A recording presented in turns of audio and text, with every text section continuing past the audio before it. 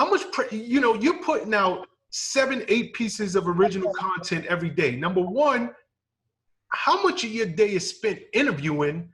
And number two, you interview people who are not mainstream, but you have these deep dive questions. How much research are you doing on each guest?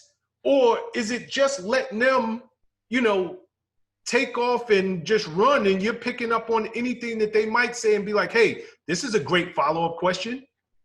No. We do a lot of research.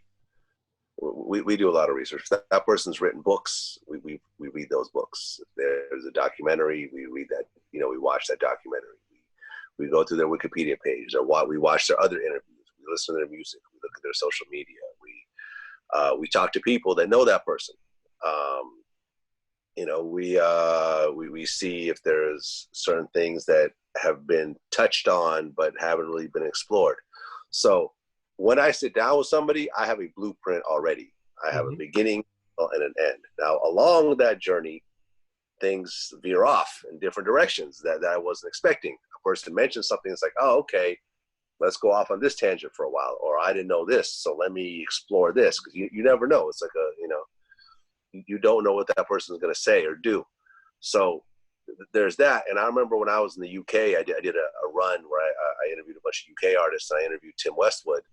And me and him were talking, and he was like, he never does research. He never does, you know, notes. He just likes to feel a vibe and do that. And, you know, shit, it's worked for him, right? He's been doing this since Westwood's been doing it forever. Forever. You know, he's a legend at this. But it's a completely different approach to how he does it and how I do it. With me, I know what I'm trying to do before I start. It's almost like leading questions. Like, you know, if you go into a trial, I usually ask a question already knowing the answer to it. And there's also an art form in how you could ask a very uncomfortable question by easing into that question using some related questions. If I start off and say, in the first 30 seconds, say, okay, so tell me about the way, you know, talk about this murder. Like, you're going to get a very different answer than if that question gets asked 45 minutes into an interview where the person's already explained a lot of things and they've already kind of navigated around it and so forth. So there's that. But yeah, it's a very, you know, there's a lot of research that gets done. There's a lot of notes that gets done. And you know, there's a lot of preparation. And I think people see that because at the end of the day, it's a story. It's story time. Yeah. You know, by the time the full interview is released, this person is telling a story, and it's a very interesting story. And I'm navigating that. The person's telling the story, but I am navigating that story from beginning to end. If I just let the person say it how it is, it'll be a mess. It'll jump to the end, and then they'll start throwing in details from the middle, and it'll just be a big jumbled, you know, mess. And I've seen other people do interviews without having a blueprint, and it's all over the place. So I feel like I kind of structure it a certain type of way. You know, people have called you the feds, people called you culture vulture, people called you whatever, right? Yeah. Have you ever, but at the end of the day, you're interviewing people, they're providing the answer, you're not putting a gun to their head. Are you ever surprised yourself sitting on the other side of the table? Like, I can't believe this person just admitted to murder, or this person just admitted to whatever. Does it, you know, now we all know that people have discussed murders on your show, on your platform. Yeah. When this first started happening, were you thrown off? Like, I almost can't even believe that they're this open. Well, no, because I already know the story before we start, right? But that doesn't mean they have to answer the question. Right. But,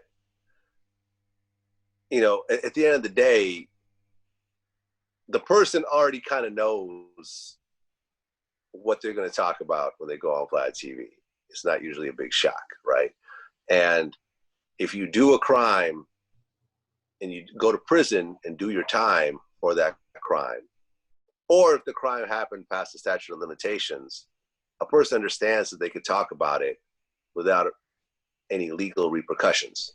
Now, have we put out interviews where we talk about murders and the victim's family gets upset after the fact, or the person's friends and so forth? Yeah, that happens quite a bit.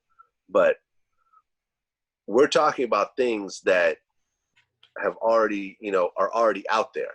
Like I've never sat down with someone who has never been arrested in their life and say, hey, tell me about that 13-year-old kid you murdered 2 years ago. Like that's never happened. I've never solved a crime in the midst of an interview, ever. I'm just saying, just in terms of shocking information, because to me, right, and I hear everything you're saying.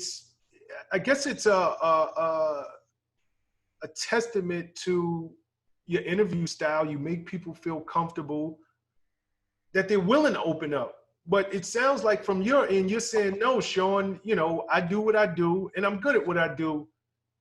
But people, they kind of have an idea of the statute of limitation. They kind of have an idea of any legal ramifications they can run into.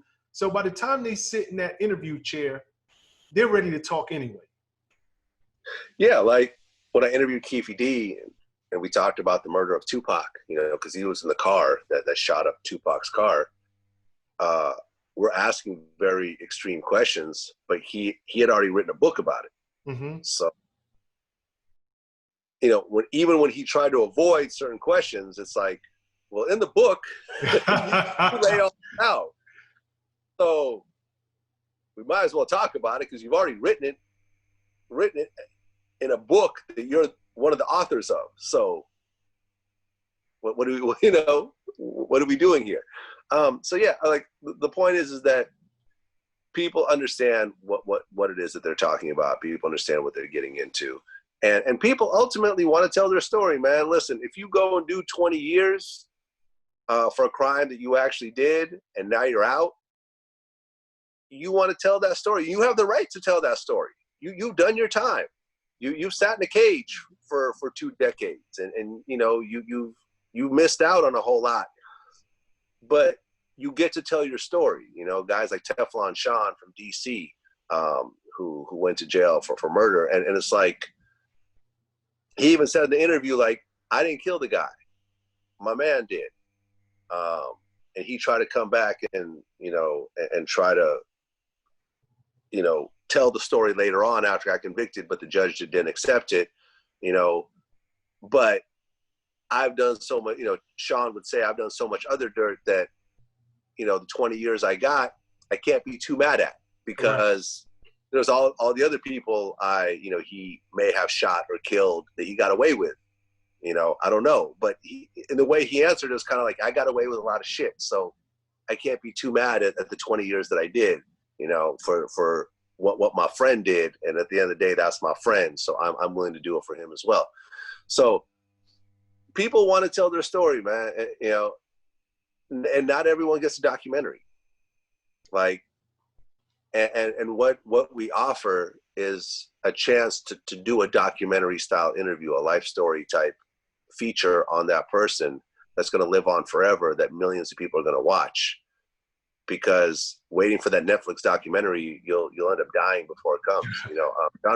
John Witherspoon never got a documentary about him, but he has a life story interview on VladTV that all of his fans could still watch to this day. What's up, guys? Thanks for sticking with me to the end of the video. Truly appreciate you.